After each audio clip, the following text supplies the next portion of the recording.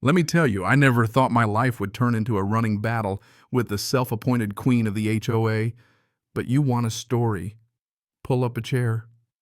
Because if you blink, you might just miss the part where my bull nearly became the hero this town didn't know it needed. It all started the kind of morning where the world's quiet sun's just burning off the mist, and your coffee tastes like hope. I was halfway through my first cup boots kicked up on the porch rail, thinking maybe, just maybe this day would finally be boring. Then I heard it. Not the easy creak of barn doors, not the flutter of pigeons in the rafters. No, this was sharp metallic like someone banging a crowbar on my family's history. I knew that sound wasn't right, wasn't natural. And the white SUV out by the drive parked half on my gravel, half on the new grass, shining that HOA sticker like it was a cop badge, well, that told me everything I needed to know before I even set my mug down. Karen Whitfield, president of the Lakeview Estates HOA. She had a look, the type, face pinched like she's chewing on a lemon. Never a hair out of place, always smelling like she just walked out of a perfume commercial. And boy, did she hate that my place still looked like, well, a working farm. Mud fences, chickens and all. She'd been a thorn in my side since the HOA decided to annex my land. Sent letters, fines, even some poor landscaper once he left running, chased by Duke, my bull, who's got no patience for lawn equipment.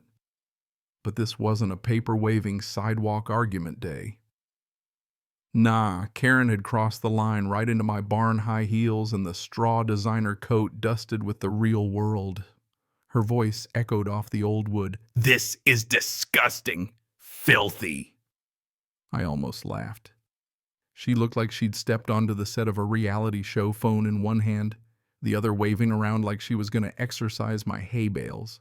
I watched her for a second, Duke eyeing her from his stall like a bouncer at last call.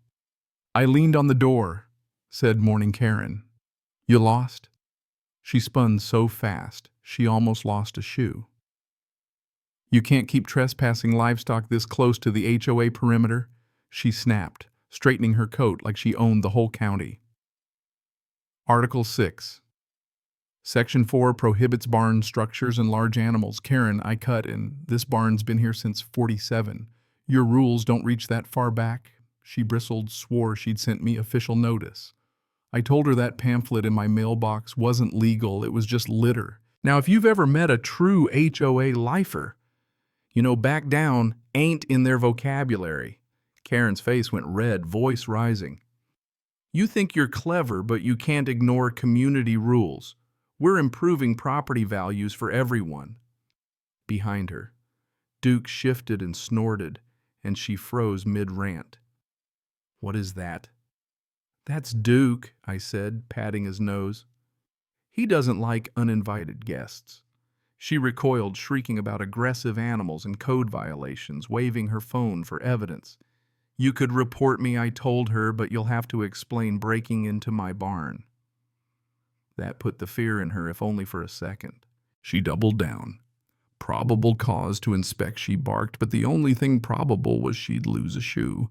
Duke stomped and swung his head. Karen bolted, tripping over a wheelbarrow and tumbling into the straw. By the time she got up, hair wild, one heel snapped. Suit ruined, she hissed, "You'll regret this," and limped out.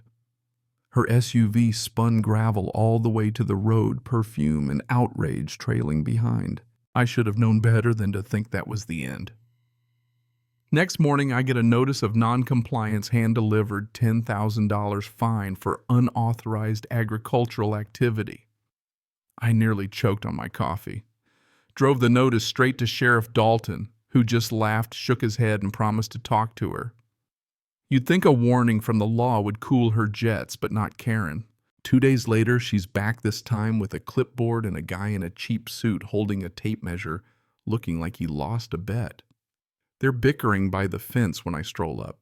Y'all could just ask for a tour, Karen snips. We're performing an assessment. Demolition orders will be served for non-compliant structures. I looked her in the eye. You mean the barn older than your HOA? She ignored me, but Duke didn't. He rattled the fence. The clipboard guy froze, and Karen squealed, sprinting to her car, leaving the clipboard in the dirt. That night, things turned from funny to dangerous. Floodlights through my window, a tow truck idling in my drive, Karen waving papers at the poor driver. "This structure is being impounded pending compliance review," she declared. I actually laughed. "Karen, it's a barn, not a Buick." The driver just shook his head and backed out. "Couldn't make this stuff up if I tried." But the scratches on the barn lock later that night told me it wasn't over. Someone had tried to pry it open, Karen or one of her wannabe enforcers. If it was war she wanted, she just declared it. And my bull was ready for round 2. The next morning, honking and shouting woke me up. There was Karen's sunglasses, neon vest, a black SUV with made-up compliance division magnets, and 2 nervous volunteers in tow. "Official property compliance inspection," she barked. "Board approved." She had her minions snap photos of everything in my barn, Duke, my tractor, while I leaned on the gate and pointed out, "You do realize you can't just annex private land, right?" She smiled fake as ever and threatened enforcement measures. After she left, I found a new sign hammered by my drive property under HOA review. "Trespass subject to fine." It was laminated straight from Office Depot. So I printed my own private property. "Trespassers will meet Duke." Hers disappeared by morning, but mine stuck around. 2 quiet days later, I find her SUV parked behind my fence again. Barn door open a crack. I grabbed my phone, hit record, and walked in. The smell hit first straw feed and her perfume. "What the hell are you doing?" I snapped. She jumped like I'd fired a gun. "This barn is condemned by who you and your clipboard," I said.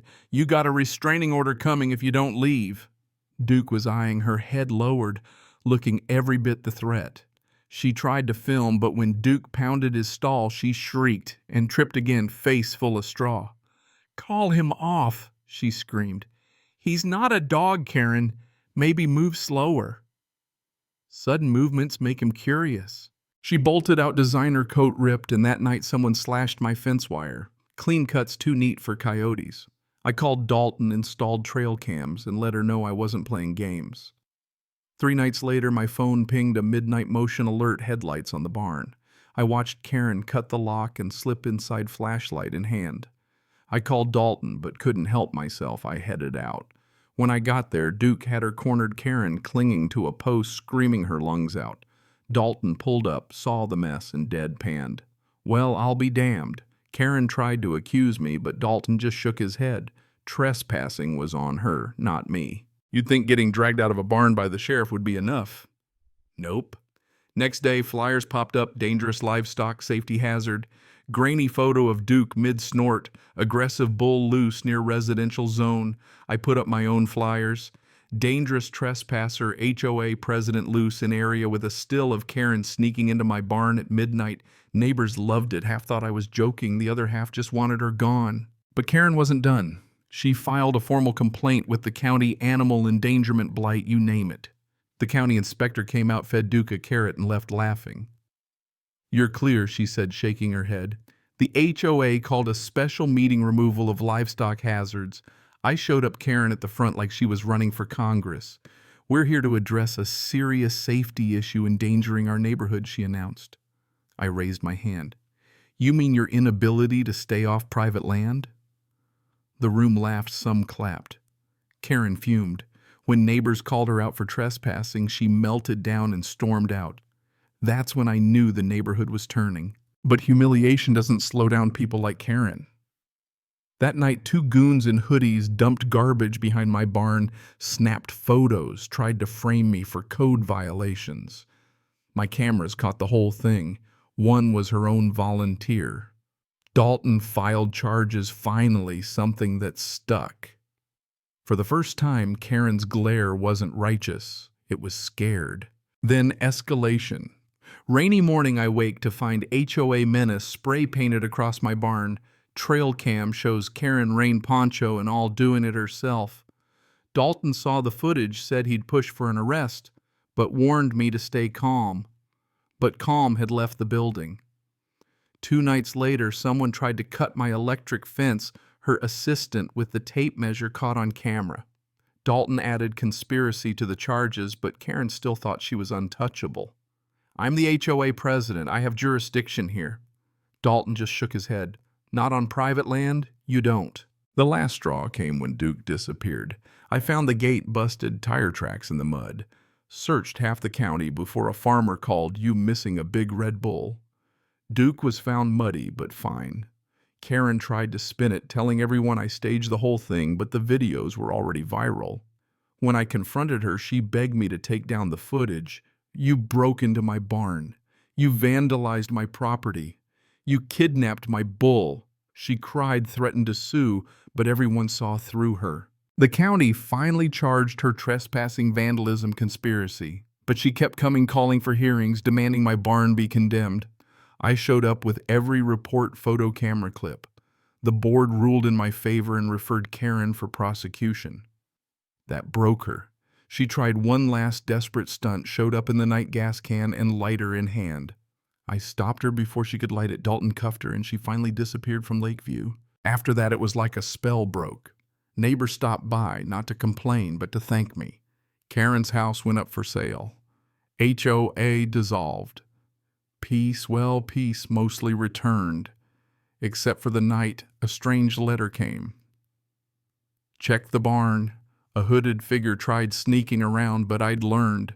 It was Harold, Karen's husband, warning me. Karen had vanished from her facility, called him saying she'd finish what she started. When she showed up wild-eyed ranting, it ended in chaos, her running into the fog, vanishing for good. The sheriff listed her as missing. Some endings just fade away, no justice, no clean break. Just the land taking back what belongs to it. Life went on. I fixed the fence, painted the barn, watched the seasons turn. The story became local legend, a warning about chasing perfection and what it'll do to a person. So, if you ever find yourself at war with an HOA or anybody who thinks they can run your life, remember Duke, remember the barn, remember that sometimes the only thing standing between chaos and peace is the stubbornness not to back down. Tell me, what would you have done in my boots? Where's the line between fighting for your land and letting go? Drop a comment below. Let's hear your story. And hey, if you've ever faced down your own Karen, I hope you got yourself a Duke.